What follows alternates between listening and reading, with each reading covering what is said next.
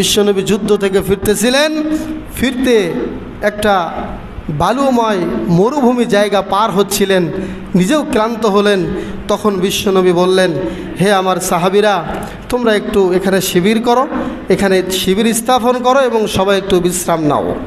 তখন দুইজন সাহাবী বললেন যে সবাই ঘুমাক, আমরা একটু নবীকে পাহারা দেব। একজন পাহারা দিচ্ছেন আর একজন দাঁড়িয়ে আছেন। বলছে যিনি দাঁড়িয়ে আছেন উনি বলতেছেন উনি তো ঘুমাচ্ছেন, তো আমি দাঁড়িয়ে থেকে আর কি করব, আমি বিশ্বনবীর পাশে একটু সালাতে দাঁড়িয়ে নফল সালাত আদায় করতে থাকি। দেখছেন সাহাবীদের কত ইচ্ছা ছিল ইবাদত করার জন্য। আমরা হলে কি করতাম, একটু ফেসবুক টিপি, আমরা অবসর পেলেই একটু মেসেঞ্জারে ঢুকি, অবসর পাইলেই ইউটিউবে ঢুকি, কিন্তু অবসর পাইলে যে 10টা কোরআন তেলাওয়াত করি, 10টা আয়াত পাঠ করি, এই উদ্দেশ্য আমাদের হয় না। কথা বলেন ঠিক না বা ঠিক?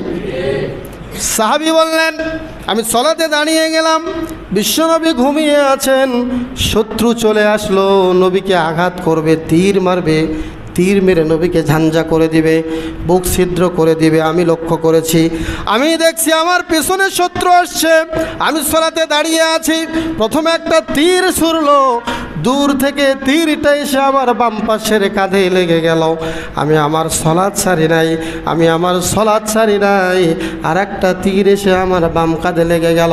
এরপরেও নবীকে ডাকি নাই, নবীর বিশ্রামের ত্রুটি হবে, নবীর ঘুমের ডিস্টার্ব হবে, এই জন্য আমি সাহাবী বিশ্ব নবীকে ডাকি নাই। বলেন সুবহানাল্লাহ।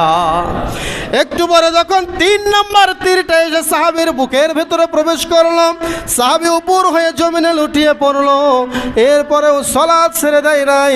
বিশ্বনবী হালকা আওয়াজ পেয়ে যখন ঘুম ভেঙে গেল, বিশ্বনবী বললেন, আমার সাহাবী সলাতের এত পাবন্দি করেছে। আমার সাহাবীর সলাতের দৃশ্য দেখে বিশ্বনবী মুগ্ধ হয়ে গেলেন এবং ওই সাহাবীকে বিশ্বনবী অনেক চুম্বন করলেন, বুকে জড়ায় ধরলেন। আমার ভাইয়ারা, আমি আপনাদেরকে যেটা বলতে চাচ্ছিলাম, যেই নবী সলাতের জন্য এত মার খেয়ে গিয়েছেন, যেই নবী উম্মতের জন্য সলাতের ব্যাপারে ক্রন্দন করে গিয়েছেন, যেই নবীর সাহাবীরা সলাতের এত পাবন্দি ছিল, সলাতের এত হক্কানি একজন আদায়কারী ব্যক্তি ছিল, কিন্তু আজকে আমরা সেই উম্মতে মুহাম্মাদি সলাত আদায় করি না। ওই সলাত আদায় না করার কারণে আজকে আমাদের সমাজের প্রত্যেকটি রন্ধ্রে রন্ধ্রে আমরা অন্যায় দেখতে পাচ্ছি। সলাত আদায় করলেই সমাজ থেকে অন্যায় এবং অনাচার দূর হয়ে যাবে। বলেন ঠিক না বা ঠিক? এই জন্য সমাজের প্রতিটি সদস্যকে, পরিবারের প্রত্যেকটি সদস্যকে সলাত আদায় করতে হবে। বলেন ইনশাআল্লাহ। হে আল্লাহ, আজকে যে আলোচনা হলো খুতবার এই সংক্ষিপ্ত সময়ে, আল্লাহ সকলকে এরকম নামাজি হওয়ার তৌফিক দান করে। আমরা সকলে পড়ি আমিন।